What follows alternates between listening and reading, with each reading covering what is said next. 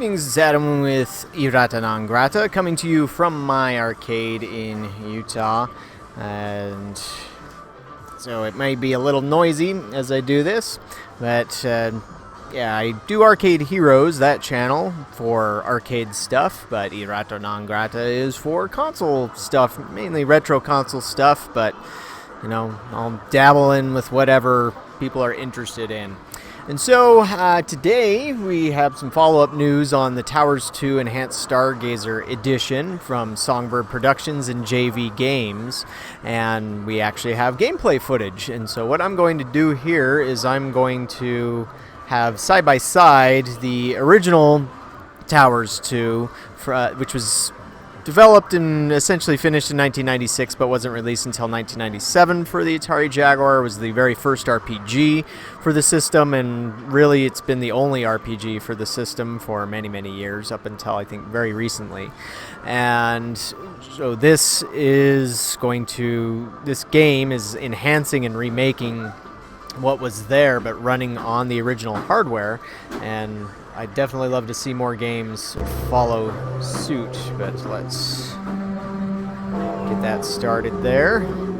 And so far from what I've watched, or what we have seen of this, is all the music is the same. The textures, however, have changed quite a bit, and so as you can see right there, there's a few things that have changed here graphically speaking. So the enhanced version uses 24-bit cry color, which is something that I don't think was always used on the Jaguar, but most of the time the Jaguar used 16-bit color, which is 65,000 colors. Doesn't mean that it was a 16-bit system. I'll have to do a video on bits and all that stuff one of these days. But 24-bit color is more like RGB, and 16.7 million colors. The Jaguar can also do 32-bit color and all that stuff. But the textures have also been changed out to have a higher resolution.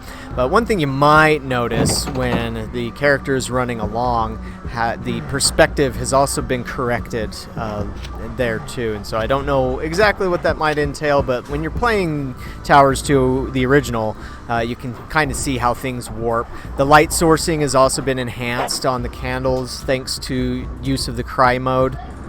And just so overall, the new one, it's running a little smoother. The perspective has been corrected, and just overall better looking game.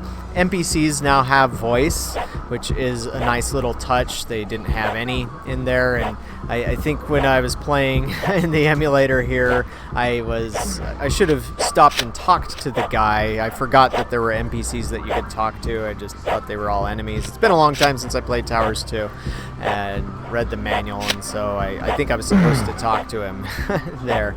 But yeah, this is very 90s as far as an RPG goes, very Western, not JRPG of any kind, but it still was a fun game that I enjoyed going through. I grew up playing PC games a lot. I mean, yeah, I had an Atari 2600 either at my friend's house or when I was a kid, but I was like 8 when we finally got one, and the Jaguar was the first system that I bought with my own money, but up until that point I've been playing the PC, lots of shareware.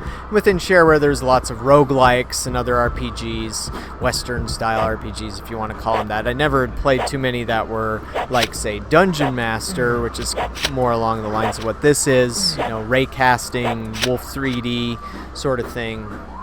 But yeah, I'm excited for this just because I have played through the original and beat it more than once. It gets to be a bit of a tough game near the end, but just with all the enhancements of voice acting and other improvements, the graphics, gameplay, all that, I'm very much looking forward to this. Now, Carl did, I guess, ruffle some feathers there on Atari Age, saying that he's going to make sure that this isn't less than $125 for the cartridge. Yeah, that is a bit pricey. He's hoping to get $100, but unfortunately manufacturing things, especially limited runs on things like this, is very expensive. And I think from what he said, that these games don't really make more than, or don't sell more than, say, a few hundred units at best. I mean, oftentimes you're looking at something like 100 units, 200 units, and so it costs money to develop these things. I'm very surprised that JV Games wanted to remaster this for something like the Jaguar and not release it just on a modern system, but it makes me happy as a Jaguar fan to see that, and I like what I see so far, because you can also see where it just seems to run a little smoother as well, and again, perspective corrected. Sorry, I had a customer there. That's a problem from recording from an arcade when I'm supposed to be working. But anyways, I'm very much pumped for this. Even if it'll be $100, I'll save up. Hey, if I can afford multi-$1,000 arcade machines, I can afford a $100 game for the Jaguar. But that said, I still haven't bought all of the homebrew releases or post-Jag Death releases out there. I do need to pick up a few more. But what do you think about this? Are you excited for it as much as I am, or you do just kind of not care? Want to see more from Towers 2? Since I'll definitely be grabbing this, I'll have to post footage of me playing it. I've thought about doing that for the original Jag version, but I'm almost kind of thinking, maybe I'll hold off until the enhanced version comes along.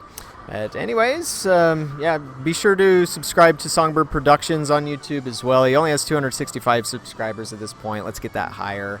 I mean, I know on this channel I don't have much yet because it just kind of started here, but if any of you from Arcade Heroes are watching and you're interested at all in retro games for things like the Atari Jaguar or the Evercade platform that Songbird is often supporting as well, then give him your support over there. Thanks for watching, and we'll catch you on the next video.